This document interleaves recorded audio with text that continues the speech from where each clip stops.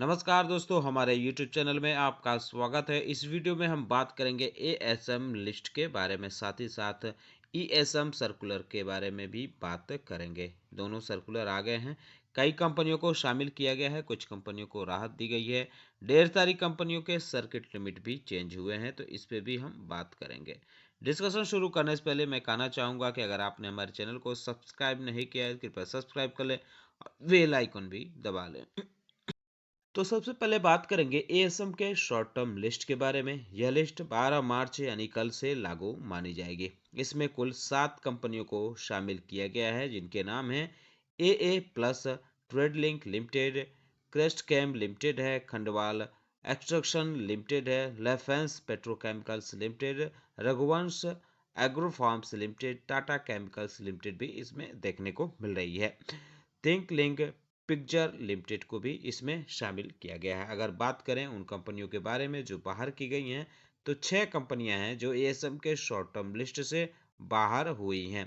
ग्रोविंटन Ventures India Limited, Inox India, MK Ventures Capital Limited, मोदीज Navnirman Limited, Sanghvi Movers और Shaily Engineering Plastic Limited को इसमें से बाहर किया गया है।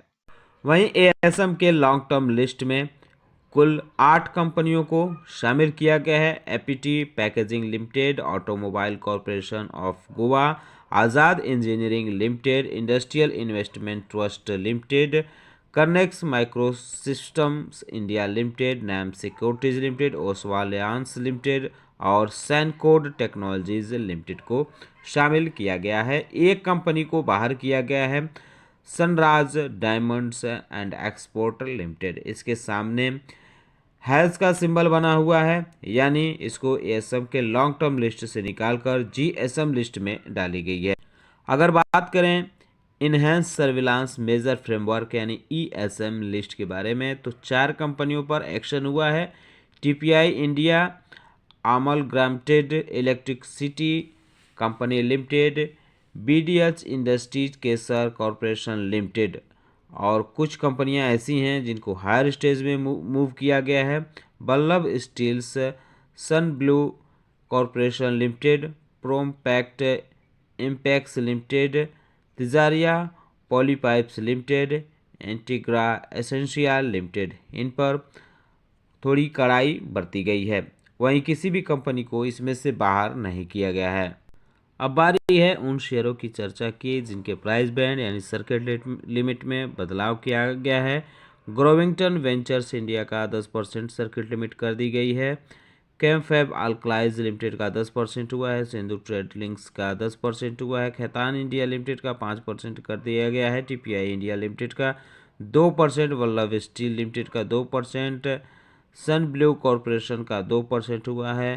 प्रोमपैक्ट इम्पैक्स इंडिया लिमिटेड का 2% हुआ है। तिजारिया पॉलीपाइप्स लिमिटेड का 2% हुआ है। इंटीग्रा एसेंशियल लिमिटेड का 2% हुआ है। हिंदुस्तान मोटर्स लिमिटेड का 10% कर दिया गया है सर्किट लिमिट अब, और सी स्टील वायर्स रोप्स लिमिटेड का 20% कर दिया गया है। टेलिसिस सॉफ्टवेयर लिमिटेड का 20% हुआ है। टूरी टेक्सटाइल मिल्स लिमिटेड का 20% हुआ है। गार्बी फिनवेस्ट लिमिटेड का 5% हुआ है और S man egg engineering works limited का 5% अब सर्किट लिमिट चेंज किया गया है। तो ये जो सर्किट लिमिट चेंज हैं ये भी कल से लागू माने जाएंगे, यानी 12 मार्च से ये इफेक्टिव देखने को मिलेंगे। तो दोस्तों, उम्मीद करता हूँ कि आपको हमारा वीडियो पसंद आया होगा। कैसा लगा बताना न भूले, साथ ही साथ हमारे चैनल को सब्सक्राइब कर ले, बेल आइकन दबा ले। वीडियो देखने के लिए बहुत बहुत धन्यवाद।